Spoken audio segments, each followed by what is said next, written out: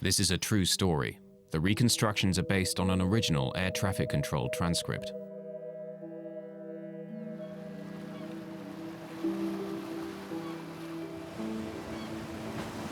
In 1998, off Canada's east coast, a modern passenger jet run by one of the world's best airlines catches fire at 33,000 feet.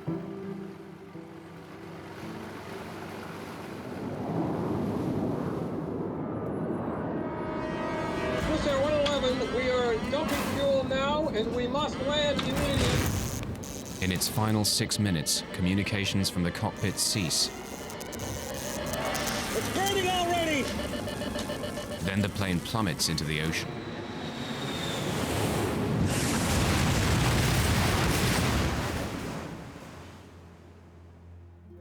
"229 people are dead.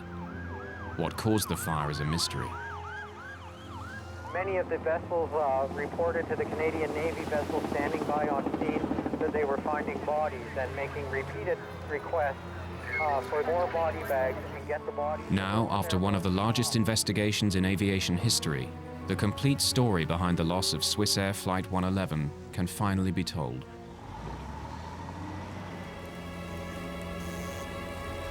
It's a wake-up call for the entire airline industry to ensure that what happened aboard Swissair Flight 111 would never happen again.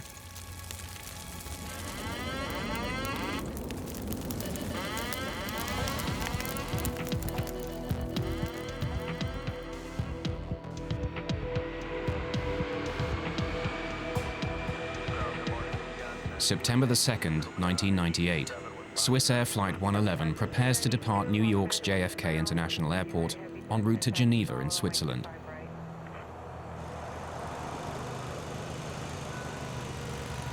The aircraft is a McDonnell Douglas 11, or MD-11, a model first developed in 1986 as a highly automated modern improvement of the antiquated DC-10. It's considered one of the most reliable jumbo jets in the skies, and Swissair pilots are among the world's best trained.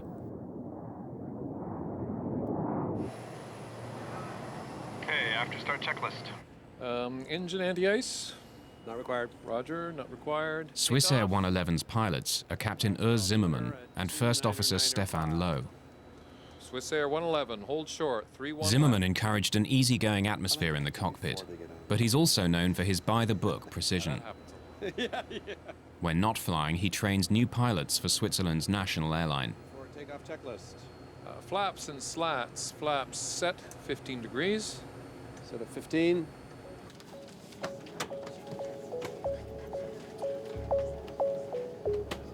On board are 215 passengers, 12 crew, and the 2 pilots. Most passengers are French, American, or Swiss. Among them is 23-year-old Stephanie Shaw on her way home to her parents in Geneva. Stephanie was blessed in many ways. She was physically very attractive. She was an intelligent girl. The reason she went to New York was that she had been invited to become a member of the World Economic Forum, which is based in Geneva, and she wanted to have this trip before she joined. She was a darling, an absolute darling.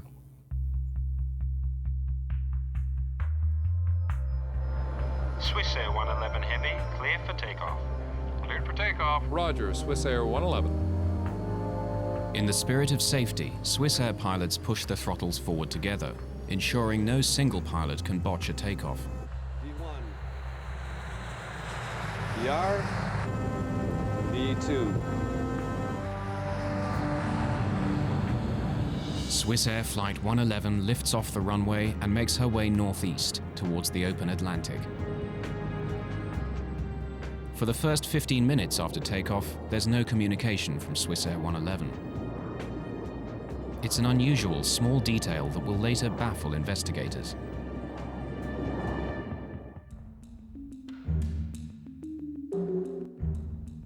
Atlantic air traffic is handled by a remote station in the small town of Moncton, New Brunswick in Canada.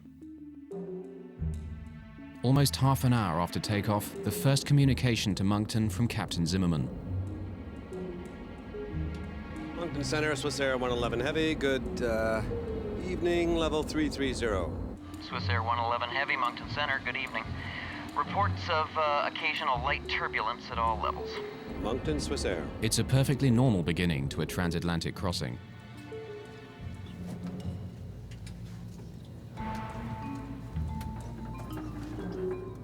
In first class, Swissair passengers are among the first in the world to have a personalized in-flight entertainment network.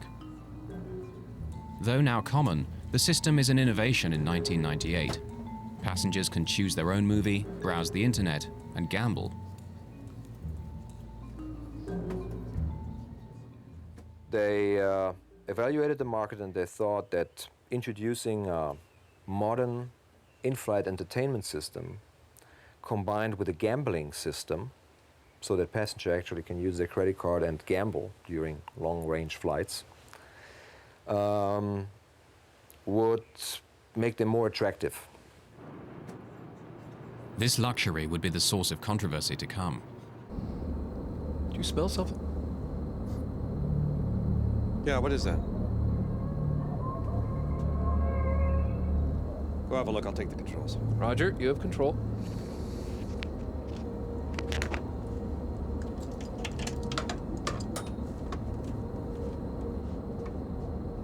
First Officer Lowe investigates the area near the air conditioner vent. Harmless smoke traces from air conditioning systems are common on commercial jets.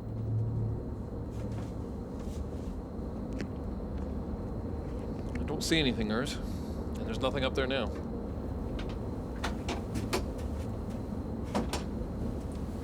You hail for me, Captain? Stefan and I were sure we smelled smoke a few seconds ago. Can you smell anything? I smell it too, yeah. Could you smell in the cabin before you came in? No, definitely not. They agree the air conditioner was the likely culprit. Can't see it or smell it anymore. Air conditioning, is it? Yeah. Please close it, thanks.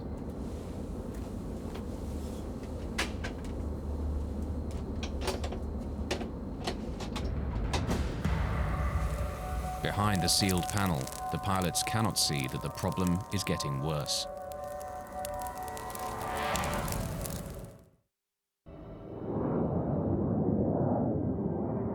Less than 45 seconds after smoke disappeared in the cockpit of Swissair 111, it's back.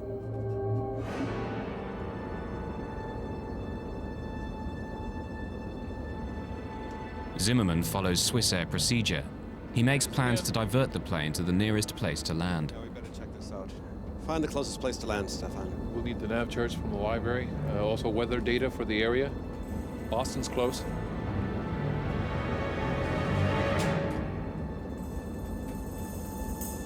It's not doing well at all up there. Zimmerman radios air traffic control in Moncton, New Brunswick. Moncton Center, Swissair 111 Heavy, good evening. United 920 Heavy, Moncton Center. The controller exchanges information with another aircraft before responding to Swissair. Other aircraft calling, say again. Swissair 111 Heavy is declaring pan, pan, pan. We have smoke in the cockpit. Request immediate return to a convenient place, I guess. Boston. Pan, pan, pan is an international term used to notify air traffic control of an urgent situation, one step below declaring Mayday. You say to Boston you want to go? I guess Boston. We need first the weather there. We are starting right turn here, Swissair 111 Heavy. Swissair 111, roger, and... Descent to flight level 310. 310. 310, Swissair 111 Heavy. This is the first interview with one of the air traffic controllers in Moncton. My name is Bill Pickrell, and on September 2nd, 1998, I was one of two Halifax terminal controllers working the evening shift. The pan in any kind of a special condition is usually dealt with as an emergency, and this in fact was dealt with that way. The aircraft was immediately given priority, and the high-level supervisor initiated a call to the Rescue Coordination Center. Pickrell's colleague determines that Swissair 111 is just 66 nautical miles from Halifax and 300 from Boston. But pilot Zimmerman has chosen an airport he knows. A lot of times when you're having a problem, you would rather be dealing with an issue where you're much more familiar with the airport, because that relieves a little stress on you. This is his initial problem. He's sitting there, he's looking up there, and he's trying to think, well, I got smoke here. Now, what does it mean? Let's see, where are we? Where's the closest place I can go to that I can talk to a Swissair mechanic? Boston.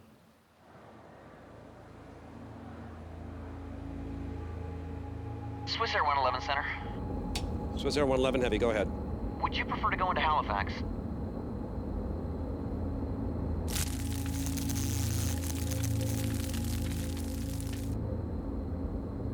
Orders, we better put the masks on. Stand by.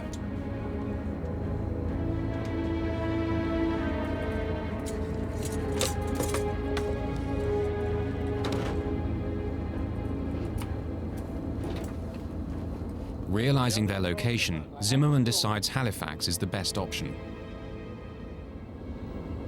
Affirmative, Swissair 111 Heavy. We prefer Halifax from our position. Swissair 111, roger. Proceed direct to Halifax. Descend now to flight level 290.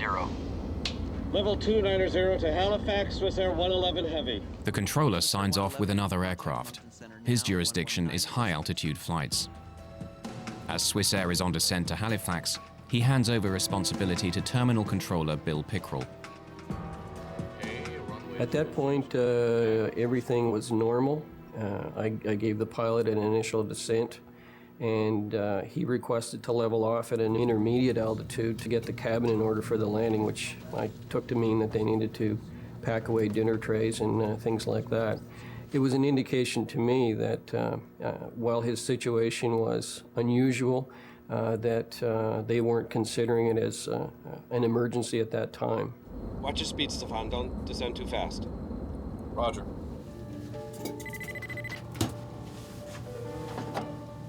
Yes, Captain. We have smoke in the cockpit here. Have the cabin crew prepare for landing. We'll be setting down in Halifax in about 20 minutes. I'm about to start the checklist here. Yes, Captain Zimmerman. Zimmerman has 2 checklists for smoke in the cockpit. To complete both will take 20 minutes. This is Swissair company policy. In the meantime, Lowe continues the descent into Halifax.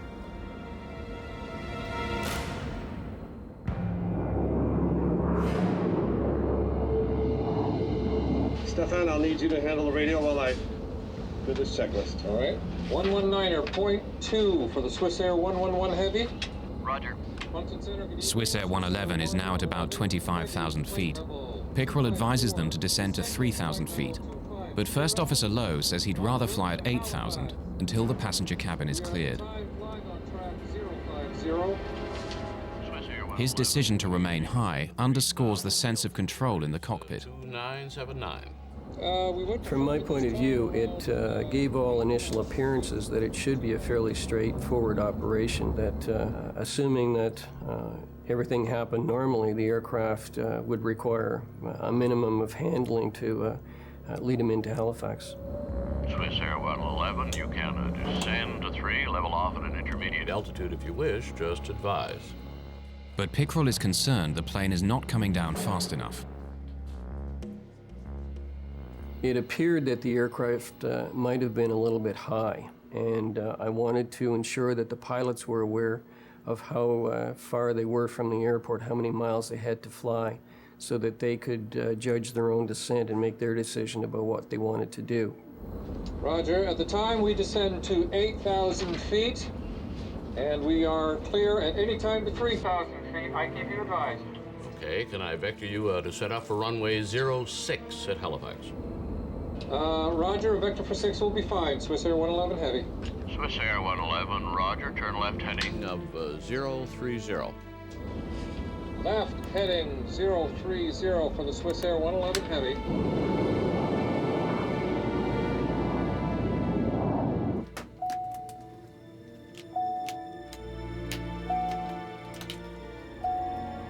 Captain Zimmerman needs information for the unfamiliar airfield, but his flight bag is out of reach. He summons the flight attendant to help. You hailed me, Captain.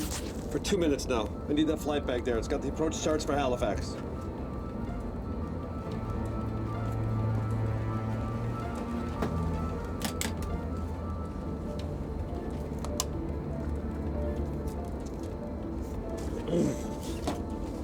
Okay, get back to your crew.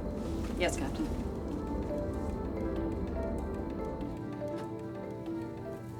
The chief flight attendant notified passengers that the flight is being diverted. There's no panic. The plane was flying normally, and there's no sign of smoke in the cabin.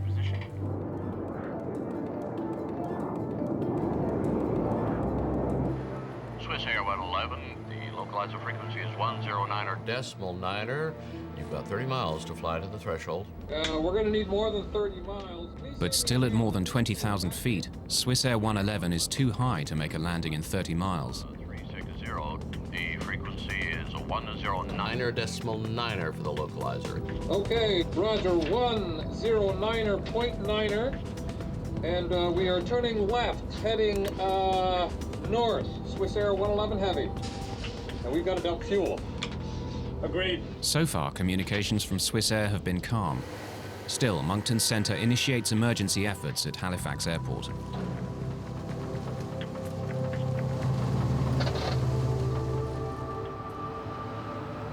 Preparing ground crews for the landing of Swissair 111, Pickerel seeks more information from the pilots.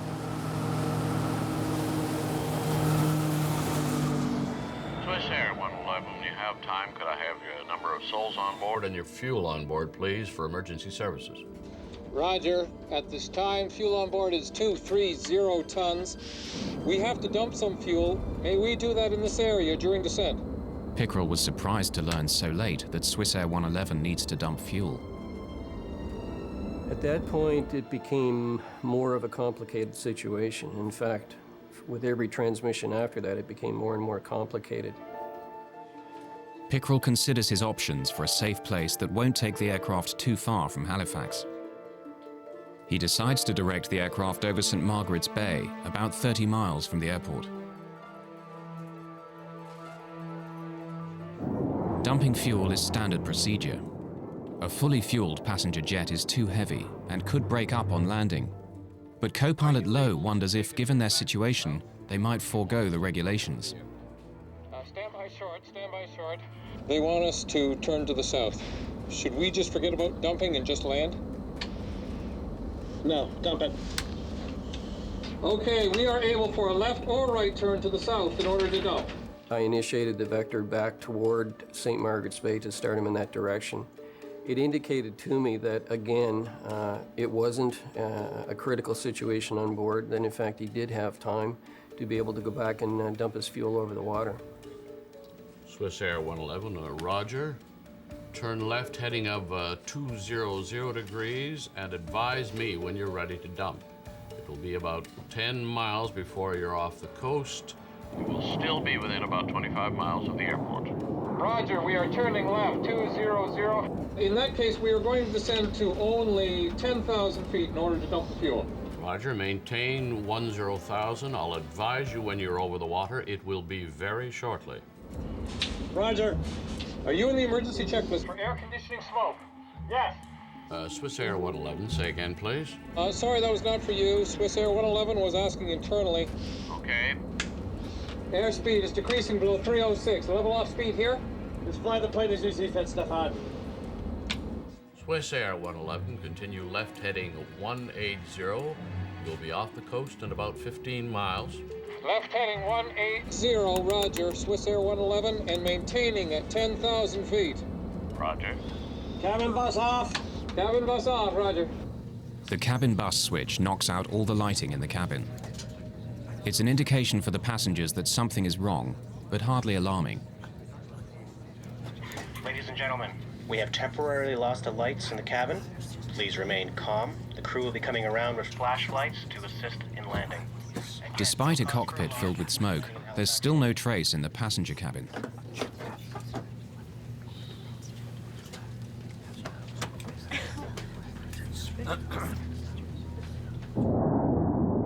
You will be staying within about 35-40 miles of the airport if you have to get back to the airport in a hurry. Okay, that's fine with us. Please tell us when we can start to dump the fuel. Suddenly, the MD-11 sends out a warning that the smoke is sign of a more serious problem. Autopilot, disconnect. Copy that. Autopilot, disconnect. Swissair 111. The fire has now reached the plane's autopilot, and this is just the beginning. 10,000. 11,000 and 9,000 feet. Swissair 111, you can block between 5,000 and 12,000 if you wish. One by one, systems all over the aircraft failed. In seconds, the calm in the cockpit dissolved. Between 12 and 5,000 feet. We are declaring emergency now. Swissair 111 at time 0124. The two pilots speak simultaneously. Combined with other distractions in the control room, Pickrell is unable to hear a critical transmission. Lowe's declaration that they must land immediately. Dumping fuel. We are dumping fuel now. We must land immediate. Swissair 111, just a couple more miles. I'll be right with you. Roger that. And we're declaring emergency now. Swissair 111. Missing this transmission is a moment Bill Pickrell relives today. I'm not sure that it's a feeling that you can adequately describe. I recall reviewing the events of that night 1,000 times to determine if there was something additionally that I could have done, or if there was some mistake that I might have made, or was there any way that I contributed to this? And eventually I was able to come to the point of realization that there wasn't anything that I could have done, that everything that could have was done.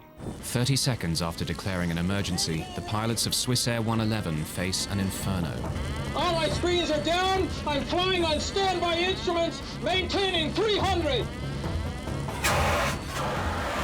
Swissair 111, you are cleared to commence your fuel dump on that track, and advise me when your dump is complete.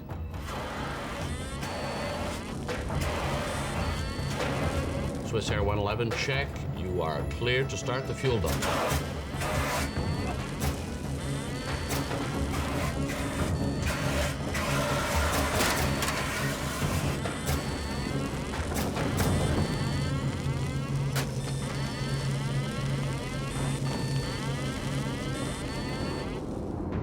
There's no further communication from the aircraft.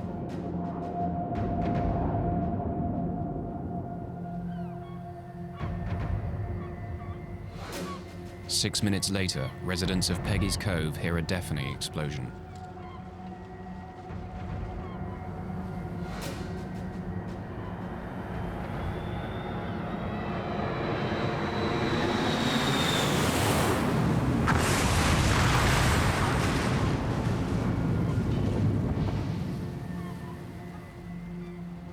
No one knows what had happened to 229 people after 360 seconds of silence.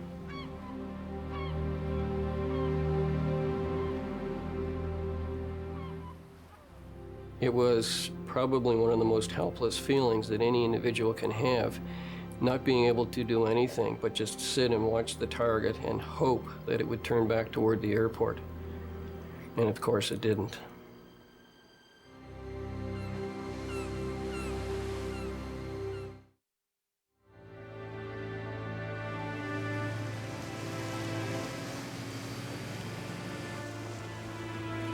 The following morning, rescue teams glimpsed the terrible remains of Swissair 111. Only one human body is discovered intact.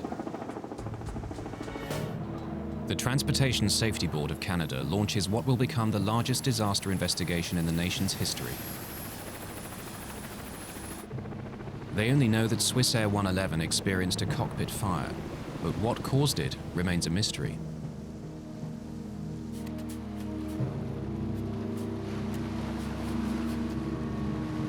Well, this accident was a challenging one to investigate in that initially, of course, we had to recover the aircraft from about 55 meters of water, around 185 feet. Of course, it was also in many pieces. As it turns out, it was in a couple of million pieces. So that was the initial challenge. And then after that, of course, when you have so many pieces, you need to determine which are the relevant ones and what are these pieces telling you about what happened and why. The TSB embarked on a complex multi-stage plan. First, divers are deployed to survey the wreckage. They discover that the plane is smashed into millions of pieces. As autumn weather worsens, the risks to divers increase. At this rate, the investigation will take years to complete.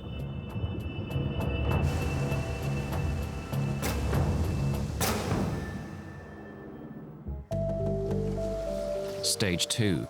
With help from the United States Navy, remote-operated vehicles begin a more detailed search. The ROVs help investigators survey the site. But the question remains, how to recover tiny pieces of twisted metal from the bottom of the sea? Out of the wreckage, the first breakthrough emerges: Swissair 111's black boxes. Recordings of cockpit and computer data tell investigators that everything on the plane was working perfectly until the last few minutes. When the crew declared the pan, that they had smoke in the cockpit, after going through all of these parameters, we found no anomalies or no problems in any of that flight data that suggested there was a problem with the aircraft. So this led us to believe that the crew had a relatively operational aircraft. Aside from the smoke in the cockpit that they noted, everything else appeared to be working fine. And as they were making their plan to descend the aircraft, they experienced a series of systems failures that were in rapid succession and exponential. Copy that. Autopilot disconnect. Swissair 111, we must fly manually now. Pool's CVR team then faced a serious setback. The last 6 minutes on both flight recorders are missing. You're losing systems rapidly on the airplane in that 90-second period that things are happening very fast. And one of the last things we know about was the 2 recorders went offline. So the fire has presumably breached the lines, breached the sources to these recorders and has stopped them. With the failure of the black boxes, investigators are no closer to learning how or where the fire started on Swissair 111.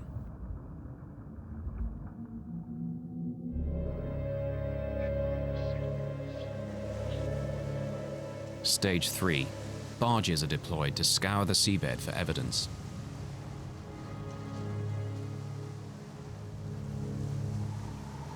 One by one, sad remnants of the airplane reach the surface.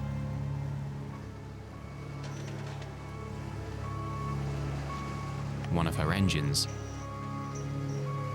then the landing gear. These are among the largest pieces of Swissair 111 to be recovered. The rest are mere fragments, dredged up in a painfully slow process.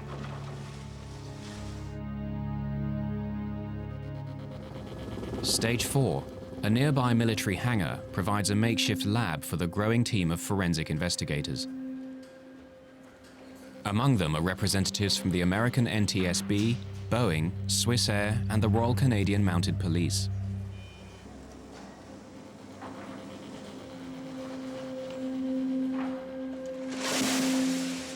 Pieces of Swissair 111 arrive by the truckload.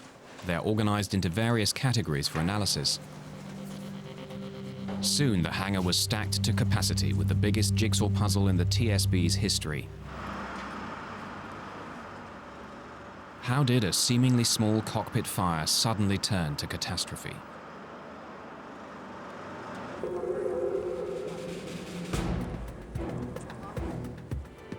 The team sorts through nearly 250 kilometers of wiring retrieved from the wreckage of Swissair 111. Here, the first real clue. Evidence of fire caused by electrical arcing. Scorch marks on metal reveal that the source of the fire was in the back of the cockpit, directly behind the first officer Lowe. An examination of the aircraft's wiring plans leads investigators to a likely suspect, the entertainment system in first class. The system had some major deficiencies. It was getting very hot. It drew a lot of power. And thereby, for example, raising the cabin temperature considerably, because it was always running. They did not install a simple off switch, nor did they install appropriate cooling systems to cool the system down. The TSB's investigators finally think they have the breakthrough they'd been seeking. When Captain Zimmerman threw the cabin bus switch, all power to the cabin should have been switched off, but the entertainment system remained on, overheating. If you'd ask most pilots, they would say, well, if I push the cabin butt switch, it's going to turn off the things behind the cockpit. It's going to isolate that electrically for me so that I don't have to worry about that, and that I can just concentrate on those things that might affect me flying the airplane. Well, as it turns out, that this switch was kind of bypassed in this case for this IFIN, or entertainment system. Swissair immediately disables the entertainment systems on the rest of its fleet. But the TSB concludes that the mystery is not solved.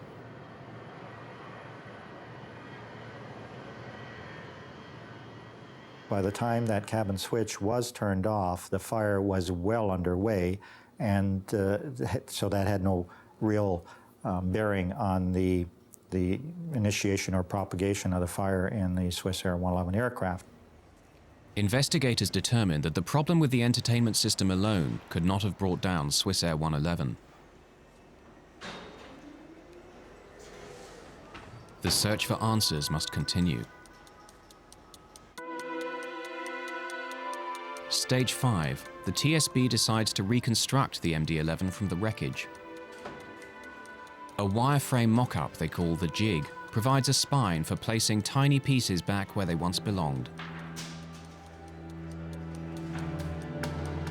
The reconstruction reveals that the hidden fire spread from the cockpit back into the first-class galleys. Some metal showed heat damage from temperatures as high as 1100 degrees Fahrenheit.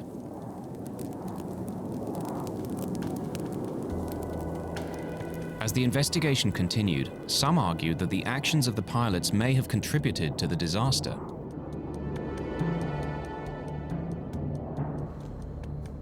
Some experts charged that Zimmerman and Lowe's by-the-book approach may have cost them their lives. Swissair 111 was asking internally.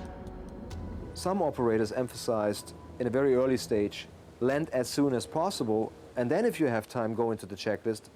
Others said, here's the checklist, and at the end of the checklist, if that doesn't help, then land as soon as possible.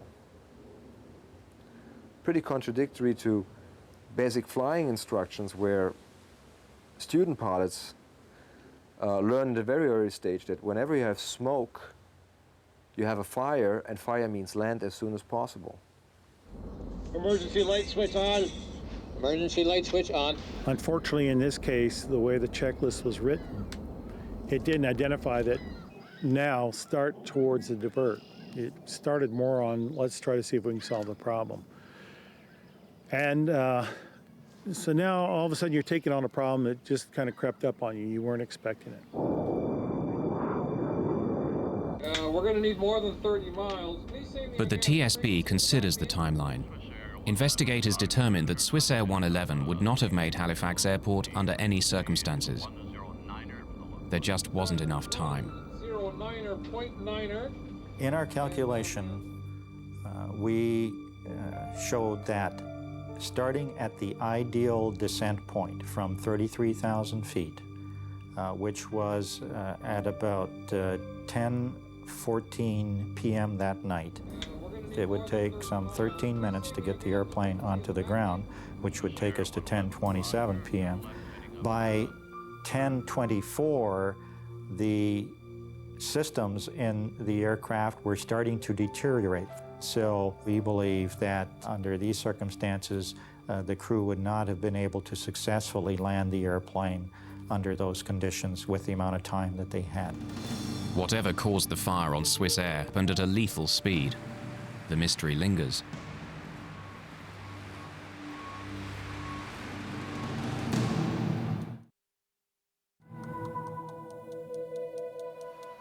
A year passes, then another ambitious operation begins.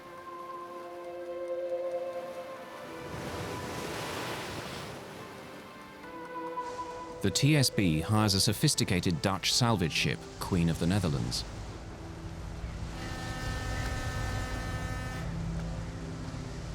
The vessel is equipped with a gigantic vacuum system capable of dredging even the tiniest pieces of Swissair 111 from the ocean floor. A mixture of seawater, silt, and aircraft are pumped into the ship's central hold. This cargo is then pumped into a specially constructed reservoir on shore nearby. When the gushing water drains away, investigators find another 1 million pieces of the aircraft. Any one of them may hold the clue to what caused the catastrophic fire. The tedious sorting once again resumes and goes on for weeks.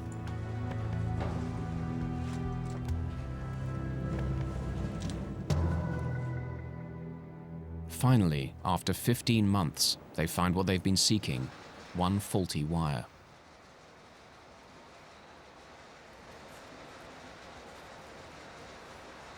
We looked at all of the possible sources of heat that might start a fire in that area. And in this instance, we did discover a wire that arced in that way. And right next to it was some very flammable material called metallized polyethylene terephthalate covering material that covers the insulation blankets. The insulation blankets which line the MD-11 are common on commercial airlines worldwide. They've passed the industry's flammability tests that require materials to self-extinguish after a reasonable period of time.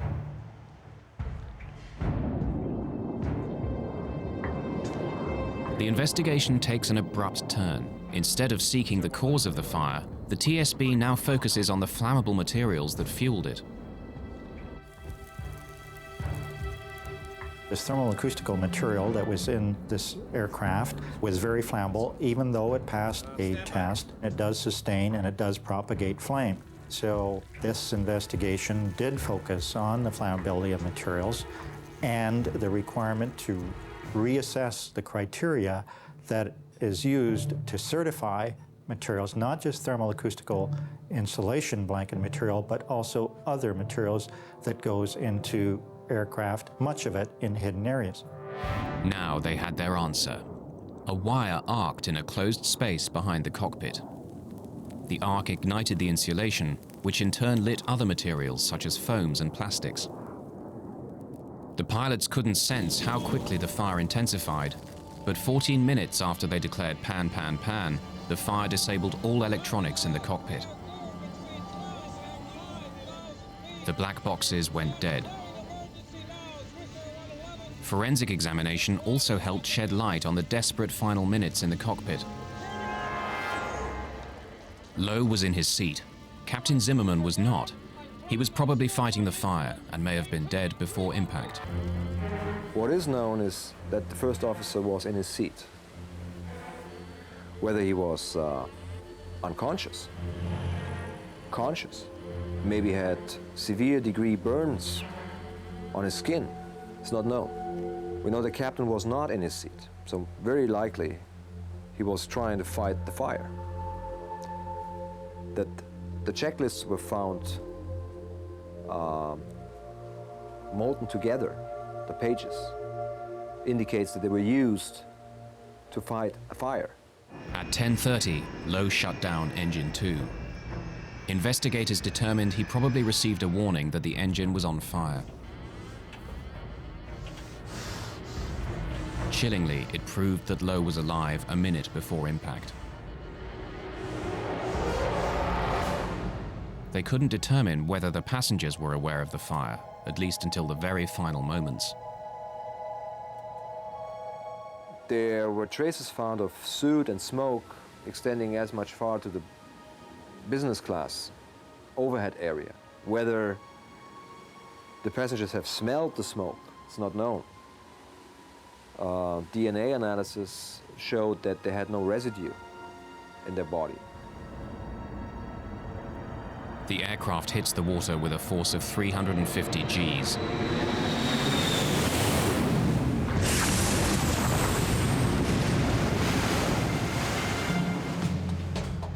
The TSB spends 4.5 years and $40 million, the largest air disaster investigation in Canada's history. Their conclusion is one powerful message: flammable materials do not belong on commercial aircraft. The rate of progression in this airplane, I think, surprised us and surprised others, and that's why we emphasize, again, the importance of raising the bar on the flammability standards for materials used in airplanes. Ian Shaw waited 4 years for the report to tell him what small flaw took the life of his daughter. But the truth has not extinguished his anger at Swissair. There has to be accountability. If you are involved in wrongdoing, you must be held accountable. And you must declare your sense of responsibility. Otherwise, you are hiding. And you are hiding, in this case, behind the flag of Switzerland. I think it's unbelievable. In the aftermath of the disaster, Swissair decides to remove the flammable insulate from its entire fleet. They also make changes to checklist procedure, reducing response time in a cockpit smoke emergency. But plagued with financial problems, the mighty airline shocks the industry when it goes bankrupt in October 2001.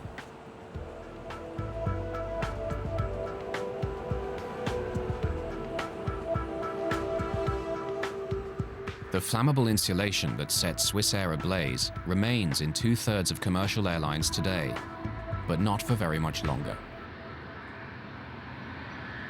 The metallized polyethylene terephthalate material has been essentially banned from aircraft, and the criteria to certify that kind of material for use in airplanes has been worked on. It has not been put into law as yet, but we look forward to that being done, so the criteria is more stringent. The US Federal Aviation Administration has given a deadline of 2005 to remove the material from all commercial aircraft. This major overhaul aims to ensure that the Swissair tragedy will not be repeated.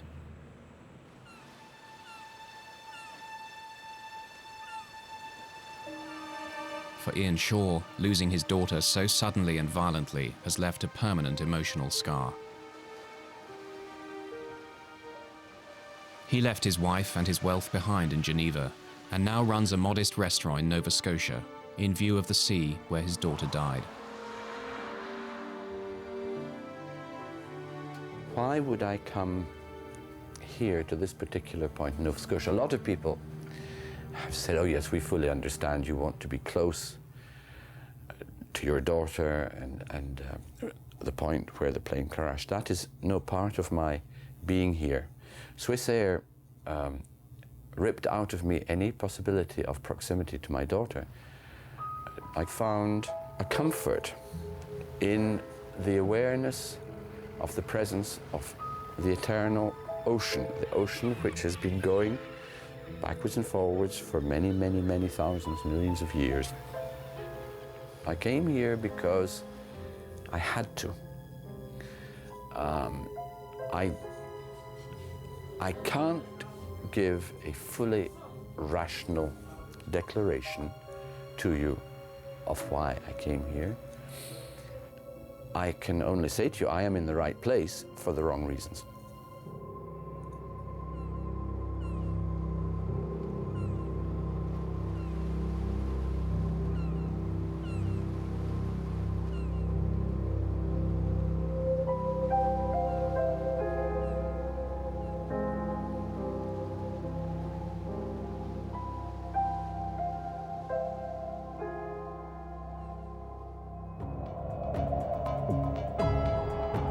Next, in seconds from disaster, why did Japan Airlines Flight 123 crash into a Tokyo...